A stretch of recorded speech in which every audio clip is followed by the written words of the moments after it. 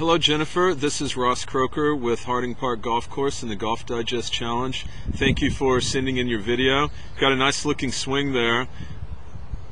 Let's go back to the beginning here and I'll show you what I see as I look at your setup position. And this is a 5-wood.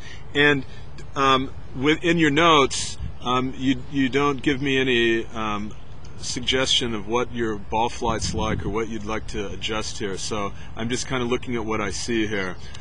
Your club face is very closed there at the beginning, and we can see a lot of angle with the shaft as your hands are pressed very far forward.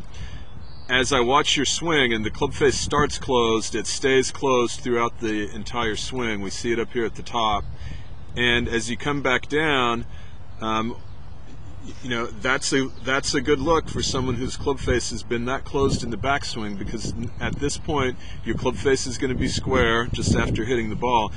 It's just that you've had to work very hard to keep it like that, and I'm sure that that could influence your consistency dramatically. As you go up toward your finish, it released through nicely.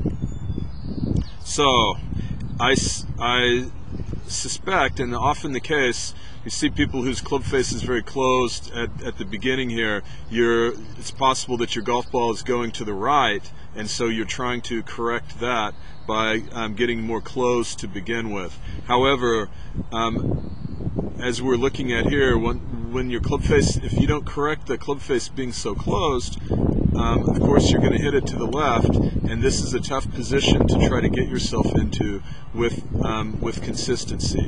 Often as we do this, the club will end up bottoming out too far behind the ball and be moving up too much as it goes through impact there, and you can top the golf ball. This can be troublesome with the short game as well. So, you know, what I would say would be, you could, you know, if you are being inconsistent with that and your ball is going to the right a little bit, I'd back off of a couple of things. Get your club face square, so you can see how right now it's turned and looking in like that. We'd want it to have more of that kind of look, as I just drew with that second line there. I'll do that in a different color. We want the look to be more like that. And less angle with the shaft. So your hands could move back a little bit closer centered, so you've got less of an angle there with the shaft of the golf club. That's going to change the club position, the club face position throughout the swing, so that when you get to this point, the shaft could be, that would be a good impact point where I have the yellow line there. From that point, then you can let it release over. So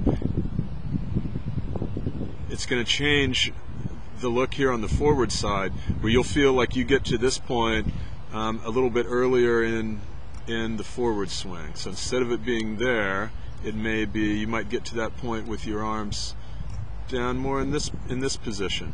So that's what I would try, Jennifer. Thanks again for sending in your swing, and good luck with your golf game.